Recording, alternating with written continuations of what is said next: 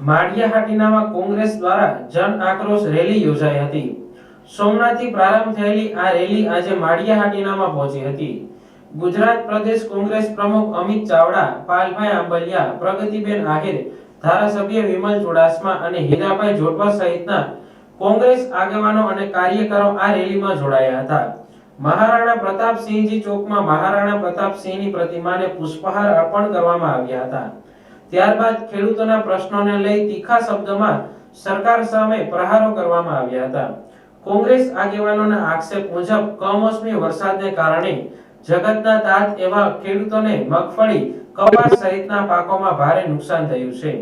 પાક ધિરાણ માફ કરવા અને મગફળીની ટેકાના ભાવે સરળ નિયમો બનાવી ખરીદી શરૂ કરવાની માંગ ઉઠવામાં આવી છે। ખેડૂતો આર્થિક સંકટના કારણે જીવલેણ પગલાં ભરી રહ્યા છે। સરકાર ખેડૂતોની પીડા સામે મૌન ધારણ કરી બેઠી હોવાનો ઈશારો કરવામાં આવ્યો હતો। કોંગ્રેસ આગેવાનોનું કહેવું હતું કે સરકારના ખોટા નીતિ નિર્ણયો અને વહીવટી બેદરકારીને કારણે ખેડૂતો મુશ્કેલીમાં ધકેલાઈ રહ્યા છે। ખેડૂતોના હિત માટે તાત્કાલિક પગલાં ભરવા રાજ્ય સરકારને આડે હાથ લેતા આગેવાનોએ ચેતવણી આપી કે જો વહીવટી તંત્ર જાગશે નહીં તો જન આક્રોશ વધુ તેજ બનશે। માળિયાહાટીનાથી રેલી પસાર થતા ખેડૂતોમાં આશા અને આક્રોશ બંનેના સ્વર સાંભળવા મળ્યા હતા। રેલીના અંતે કોંગ્રેસ આગેવાનોએ આશંકા વ્યક્ત કરી કે ખેડૂતોની હાલત સુધારવા જો સરકાર તાત્કાલિક પગલાં નહીં ભરે તો આવનારા દિવસોમાં વધુ ગંભીર પરિસ્થિતિ સર્જાઈ શકે છે તેવું અંતમાં કોંગ્રેસના આગેવાનોએ જણાવ્યું હતું।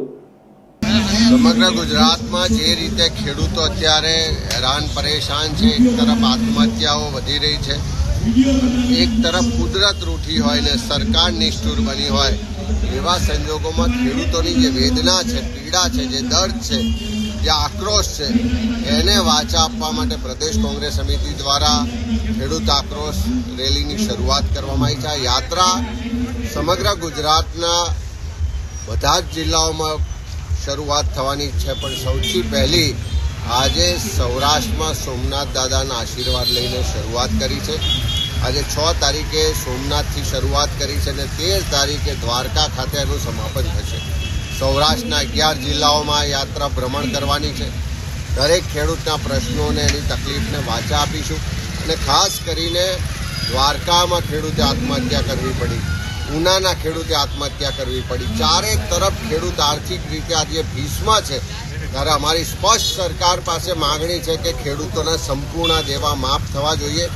દર વર્ષે અતિવૃષ્ટિ થાય, કમોસમી વરસાદ થાય, વાવાઝોડું આવે, કુદરતી આફતો આવે અને ખેડૂત આર્થિક રીતે પાયમાલ થાય છે। ત્યારે આખા દેશમાં બધા જ રાજ્યોમાં પાક વીમા યોજના અમલી છે, પણ ગુજરાતમાં પાક વીમા યોજના નથી। તો સરકાર પાસે માગણી છે કે તાત્કાલિક પાક વીમા યોજના લાગુ કરવામાં આવે અને આ ખેડૂતોના દેવા માફ કરવામાં નહીં આવે ત્યાં સુધી કોંગ્રેસની આ ખેડૂતો માટેની લડત ચાલુ રહેશે। સાહેબ, એક બીજો પ્રશ્ન એવો છે કે 125 મણ મગફળી ખરીદવાની છે, તો એના માટે તમે શું કહેશો? આવતા ગઈ સાલ 200 મણ હતી, આજે 125। સરકાર એક બાજુ ખેડૂત આર્થિક રીતે પાયમાલ થઈ રહ્યો છે, તકલીફમાં છે, એને મદદ કરવાની હોય એના બદલે જે ટેકાના ભાવે ખરીદીની જાહેરાત કરીએ પણ ફક્ત 125 મણ ખરીદવાની વાત કરી। ગઈ વખતે 200 મણ ખરીદી, એટલે 75 મણ મગફળી ઓછી ખરીદવાની।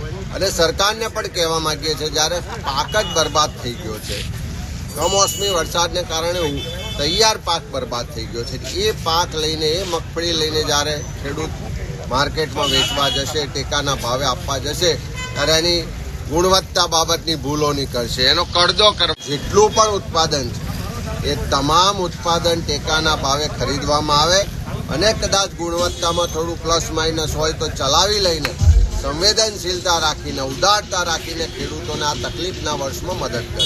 સર, બીજો એક પ્રશ્ન એવો છે કે હમણાં કેવડિયામાં 2000ની થાળી ખવાની છે, તો એ પૈસા ખેડૂતને આપ્યા હોત? એક તરફ મહેનત, મજૂરી, પરસેવો પાડીને, લોહી રેડીને ખેડૂત આપણા સૌના માટે ધાન પકાવે છે, આપણા પેટનો ખાડો પૂરે છે। આજે જગતનો તાત લાચાર છે, આત્મહત્યા કરવા માટે મજબૂર બન્યો છે, અને બીજી તરફ સરકાર કાગળ જીજના ઉત્સવને તાઇફા કરે છે। એ પૈસા જે પ્રજાના ટેક્સના પૈસા છે, એ પૈસા જે સરકારની તિજોરીમાં જાય છે, ખેડૂતોના પણ ટેક્સના પૈસા છે. આજે ઉદ્યોગપતિ હોય, વડાપ્રધાન હોય કે સામાન્ય ખેડૂત કે ખેત મજૂર હોય, બધા જ જીએસટી આપે છે, બધા જ ટેક્સ આપે છે. અને એ પૈસા ખેડૂતોના દેવામાં માફ થવા જોઈએ, એમાં વપરાવા જોઈએ. એના બદલે ભાજપ સરકારના ઉત્સવો તાઇફામાં વપરાઈ રહ્યા છે. ખેડૂતો પણ જોઈ રહ્યા છે, લોકો પણ જોઈ રહ્યા છે. અને આવનારા સમયમાં લોકો એનો ચુકાદો પણ જેટલું પણ ઉત્પાદન છે એ તમામ ઉત્પાદન ટેકાના ભાવે ખરીદવામાં આવે અને કદાચ ગુણવત્તામાં થોડું પ્લસ માઇનસ હોય તો ચલાવી લઈને સંવેદનશીલતા રાખીને, ઉદારતા રાખીને ખેડૂતોને આ તકલીફના વર્ષમાં મદદ કરે. સર, બીજો એક પ્રશ્ન એવો છે કે હમણાં કેવડિયામાં 2000ની થાળી ખવાની છે, તો એ પૈસા ખેડૂતને આપ્યા હોત. એક તરફ મહેનત, મજૂરી, પરસેવો પાડીને, લોહી રેડીને ખેડૂત આપણા સૌના માટે ધાન પકાવે છે, આપણા પેટનો ખાડો પૂરે છે. આજે જગતનો તાત લાચાર છે, આત્મહત્યા કરવા માટે મજબૂર બન્યો છે. બીજી તરફ સરકાર કાગળધીજના ઉત્સવને તાઇફા કરે છે. એ પૈસા જે પ્રજાના ટેક્સના પૈસા છે, એ પૈસા જે સરકારની તિજોરીમાં જાય છે, ખેડૂતોના પણ ટેક્સના પૈસા છે. આજે ઉદ્યોગપતિ હોય, વડાપ્રધાન હોય કે સામાન્ય ખેડૂત કે ખેત મજૂર હોય, બધા જ જીએસટી આપે છે, બધા જ ટેક્સ આપે છે. અને એ પૈસા ખેડૂતોના દેવામાં માફ થવા જોઈએ, એમાં વપરાવા જોઈએ.